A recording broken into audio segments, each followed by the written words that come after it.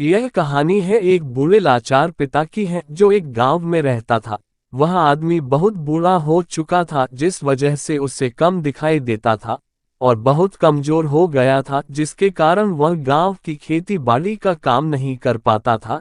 इसलिए अपनी बची कुची जिंदगी अपने बेटे के साथ बिता सके इसलिए शहर में रह रहे अपने बेटे के घर रहने चला गया। बूढ़े आदमी का बेटा शहर के एक छोटे से मकान में रहता था। उसका मकान छोटा था लेकिन उसके अंदर जो चीजें थी वह महंगी थी। उस मकान में बेटा, उसकी पत्नी और उनका एक 5 साल का बच्चा रहता था। उनका एक छोटा परिवार था। बूढ़े पिता के आने से उनके परिवार का एक सदस्य और बढ़ गया। यह पूरा परिवार रोज सुबह शाम डाइनिंग टेबल पर साथ में खाना खाया करता था। बूढ़ा पिता अपनी कमजोरी के चलते हमेशा खाने की चीजें नीचे गिराता रहता और कई बार कांच के बर्तन भी टूट जाया करते थे। कुछ दिनों तक तो बहू और बेटे ने यह सब सहन किया लेकिन बाद में वे दोनों बूढ़े आदमी की ऐसी हरकतों से चिढ़ने लगे। एक दिन बेटे ने कहा कि ऐसा कब तक चलेगा, हमें कुछ करना पड़ेगा।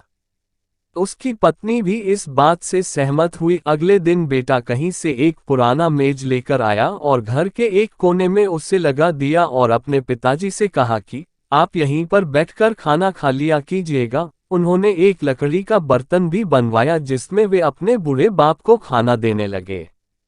अपने कांच के कीमती बर्तन बचाने के लिए अपने बूढ़े बाप को लकड़ी का बर्तन देने में उन्हें जरा भी शर्म नहीं आई। अब खाने का समय जब जब होता तो बूढ़ा बाप एक कोने में बैठकर खाता और बाकी का परिवार डाइनिंग टेबल पर खाना खाया करता। डाइनिंग टेबल पर बैठे बैठे दोनों पति पत्नी कभी कभी अपने बूढ़े बाप की तरफ देख लिया करते।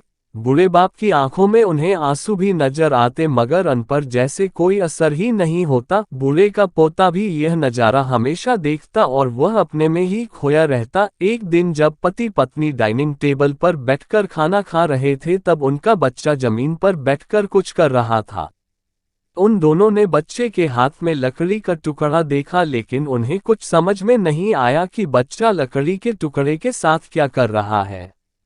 जब बच्चे के पिता ने उससे पूछा कि बेटा आओ खाना खा लो, तुम नीचे बैठकर क्या कर रहे हो, तब बच्चे ने भोलेपन से कहा, अरे मम्मी पापा, मैं आप दोनों के लिए लकड़ी का बर्तन बना रहा हूँ ताकि आप लोगों को जब आप बूढ़े हो जाओ तो उस दिन में खाना दे सकूं। अपने नादान बेटे द्वारा दी गई यह सहज बात दोनों के दिल में तीर की तरह उतर गई। दोनों एक दूसरे का चेहरा निहारने लगे। बिना कुछ कहे ही दोनों की आंखों में पानी आ गया और उन्हें अपने भविष्य की किताब अपने आंखों के सामने खुलती हुई नजर आई। उन्हें समझने में ज्यादा देर नहीं लगी कि अब उन्हें आगे क्या करना पड़ेगा। अगले दिन कमरे के कोने से वह पुराना मेज हट गया और अब बूढ़ा पिता और बाकी का परिवार साथ में मिलकर फिर से खाना खाने लगे। बूढ़े आदमी की कमजोरी की वजह से हो रही गलतियां भी अब किसी को नहीं दिखती थी।